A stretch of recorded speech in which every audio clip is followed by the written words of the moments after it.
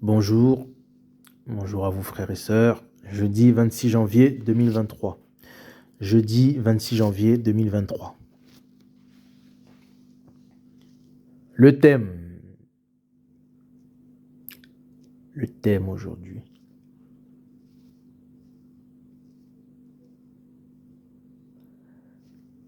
Tous les thèmes sont importants. Le thème aujourd'hui, c'est la gloire de Dieu dans la souffrance.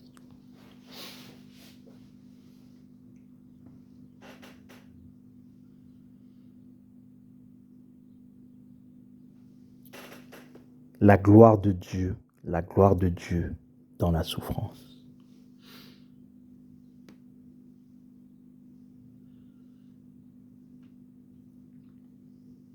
La gloire de Dieu dans la souffrance. On va aller en 2 Corinthiens 12, versets 8 à 11.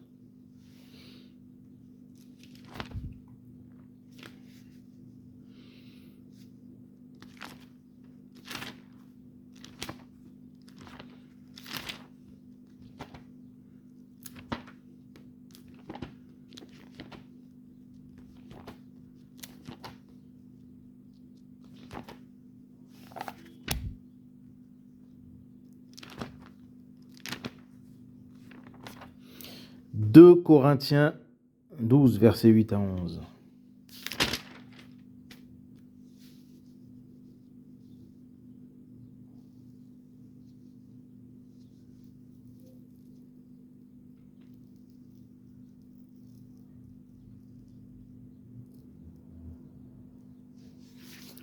Alors, 2 Corinthiens 12, versets 8 à 11. À ce sujet, Dieu parle du problème, en fait, Paul parle du problème qu'il avait justement au niveau voilà, de sa chair. Donc voilà. Alors, 2 Corinthiens 12, verset 8. Alors, à ce sujet, 3 fois, donc il a prié le Seigneur pour ce problème physique qu'il avait. À ce sujet, 3 fois, j'ai prié le Seigneur afin qu'il s'éloigne de moi. Et il m'a dit, ma grâce te suffit. Écoutez bien. Alors, c'est le Seigneur qui parle. C'est le Maître qui parle. À ce sujet, 3 fois, j'ai prié le Seigneur afin qu'il s'éloigne de moi.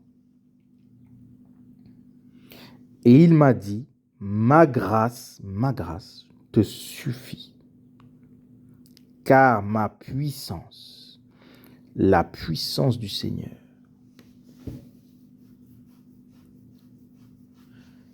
car ma puissance s'accomplit dans la faiblesse. C'est le Seigneur qui parle.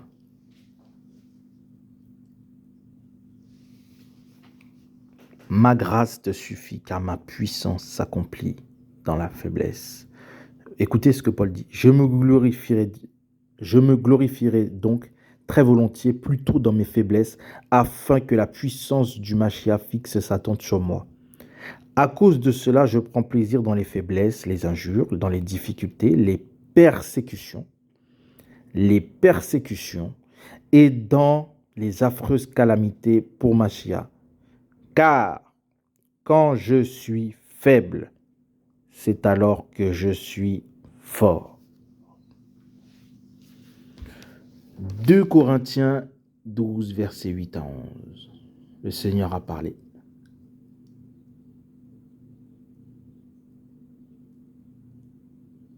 Jérémie 20, verset 7.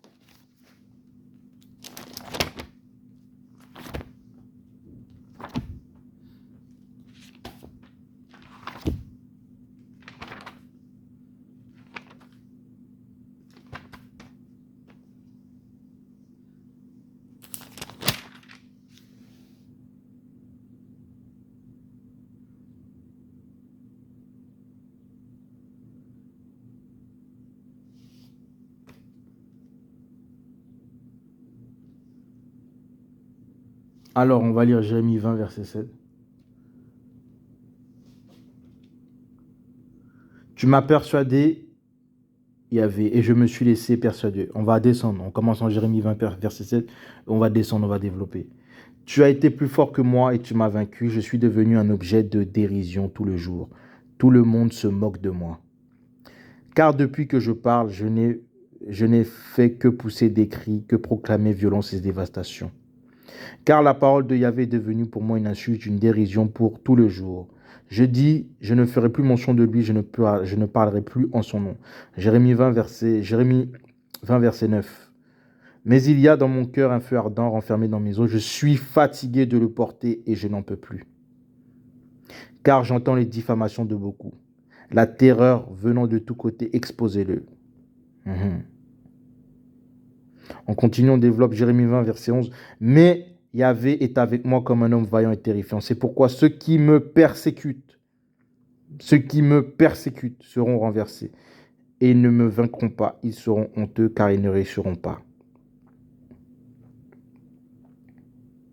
C'est pourquoi, écoutez bien, Jérémie 20, verset 12, on développe. C'est pourquoi Yahvé, toi qui éprouves les justes, qui voit les reins et les cœurs, laisse-moi voir ta vengeance sur eux, car je t'ai révélé ma cause.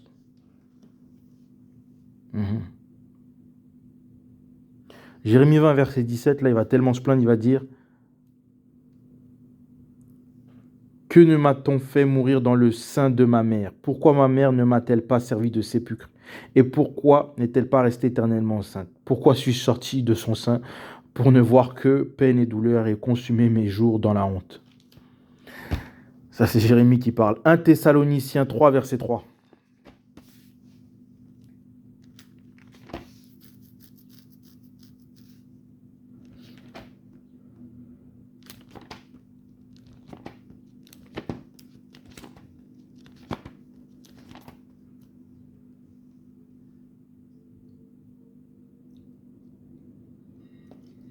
Alors, 1 Thessaloniciens 3, verset 3, c'est un passage qu'il faut retenir. Il est très important, 1 Thessaloniciens 3, verset 3. Je vais le lire, écoutez.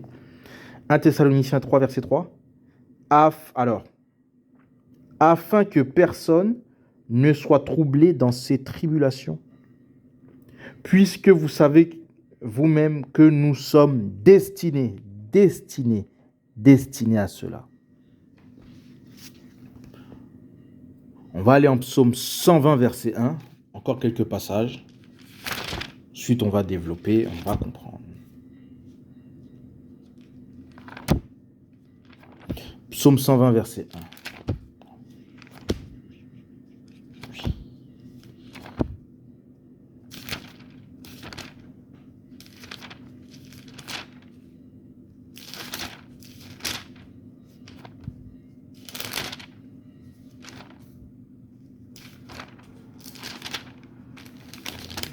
Psaume 120, verset 1. J'ai invoqué Yahvé dans ma grande détresse. Et il m'a répondu. Dans ma grande détresse. Alors, la gloire de Dieu, oui, dans la souffrance. Pourquoi ce thème? Il faut qu'on comprenne une chose. J'ai lu plusieurs passages, je vais en lire d'autres après. Il faut comprendre une chose. Lorsqu'on se convertit véritablement au Seigneur Yahushua Mashiach, le véritable Dieu Jésus, lorsqu'on se convertit à Dieu,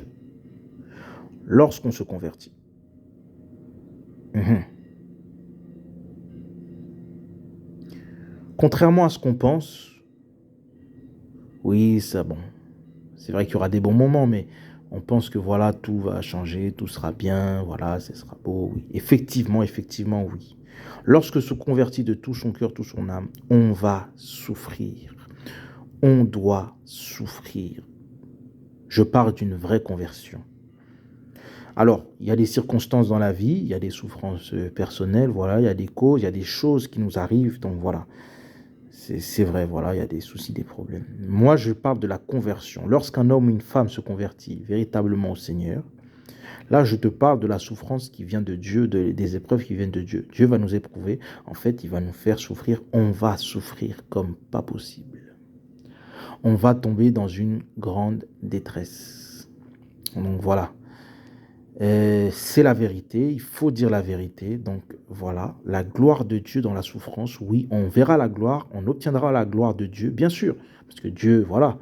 Il est tout puissant. Si l'ennemi fait, le Seigneur aussi fait. On va l'obtenir et on verra. Il va nous exaucer.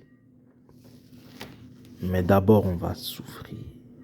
Lorsqu'on se convertit au Seigneur, véritablement, il nous fait souffrir. Il nous fait passer par des épreuves. Il nous fait souffrir.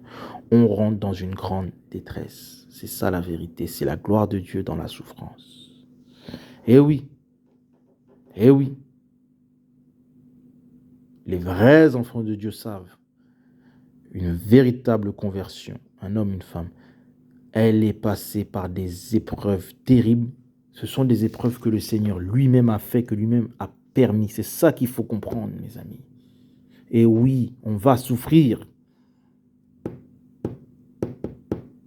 Vous prenez chaque personnage de la Bible, avant qu'il ait connu l'élévation, il a connu la détresse. Prenez le cas de Joseph, par exemple. En Genèse 42, verset 6, il fait de la prison, Joseph. Eh oui, il fait de la prison avant de devenir ce qu'il est. Eh oui. David, avant de devenir roi, David, il est parti dans la caverne d'Adoulam, une caverne de détresse. Voilà. Samuel 22. Voilà, il est parti. Voilà. Avant que Dieu nous élève ou qu'on obtienne ce qu'on désire, il va nous faire souffrir. On va souffrir comme pas possible. C'est ça la vérité. C'est ça le véritable évangile. Dieu va nous faire souffrir. C'est la gloire de Dieu dans la souffrance. Et c'est important de comprendre cela. Regardez le Seigneur lui-même, Yoshua Mashiach, le Maître. Il est venu sur terre. Il a souffert. Je ne parle pas seulement lorsqu'il était à la croix, mais dans sa vie, son vécu, tout au long de son parcours. Voilà, il a été rejeté, donc voilà. Eh oui. Il a souffert jusqu'à la croix. À un moment, tous l'abandonnent. Ben oui, c'est ça. C'est ça la vraie vie chrétienne. C'est les épreuves. On va obtenir la gloire de Dieu. Mais il y a un processus, il y a un passage. Et d'abord, il faut voir. Dieu va nous éprouver. Il faut voir la détresse. Il faut rentrer dans une détresse totale. C'est ça la vérité. Arriver dans des moments véritablement difficiles. C'est pour ça que j'ai lu le psaume 120. On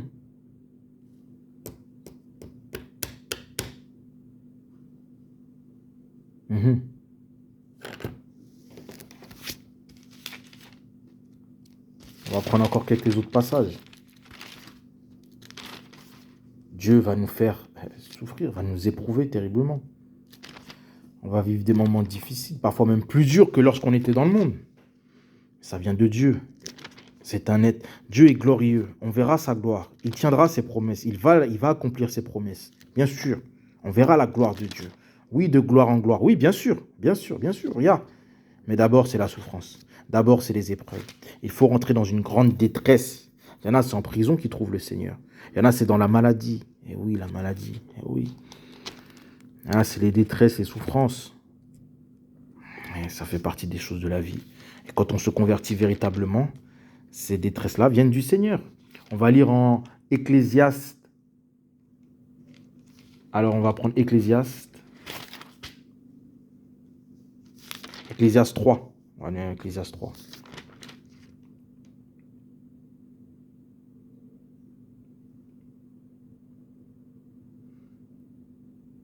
Ecclésiaste 3.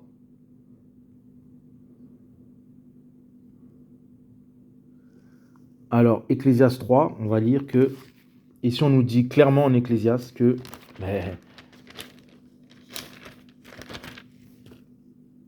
je me suis dit dans mon cœur, l'Élohim jugera le juste et le méchant, car il y a un temps pour toute chose et pour toute chose. Et je me suis dit dans mon cœur, au sujet des fils, que l'Élohim les éprouverait.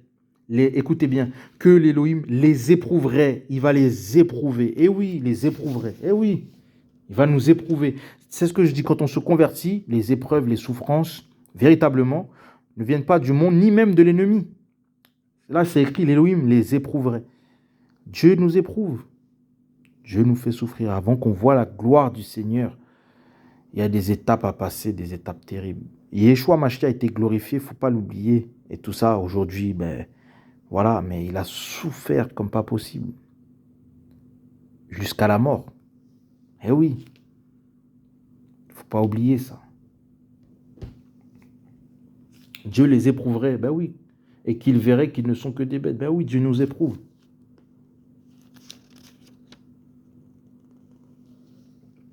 Il éprouve tout homme. Mais quand on se convertit, c'est le Seigneur lui-même qui va nous faire passer des moments difficiles. On va arriver dans des moments de détresse. Et oui, c'est comme ça. C'est ça la vraie vie chrétienne, c'est ça. Alors,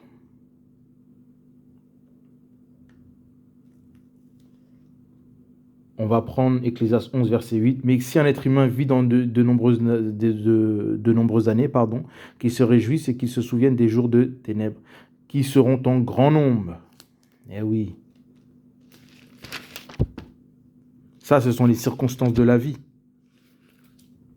Donc, ce que je veux dire, c'est que même lorsqu'on était dans le monde, on avait des problèmes, on avait des soucis, c'est vrai. Voilà, avant notre conversion. Ici, on peut voir qu'en Ecclésiaste, les jours difficiles seront nombreux. Mais lorsqu'on se convertit de toute notre âme, le Seigneur va nous éprouver difficilement. On va souffrir.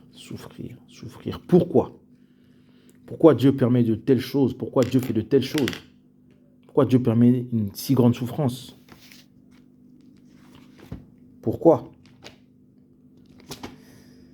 On va comprendre pourquoi avant de voir la gloire de Dieu, justement, on doit passer par ces étapes-là que Dieu lui-même nous fait passer. Il faut préciser, ce n'est pas l'ennemi, hein, c'est le Seigneur lui-même.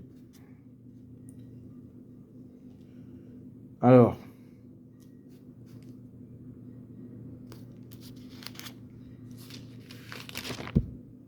on va prendre Luc 14, 27. On va prendre le Seigneur.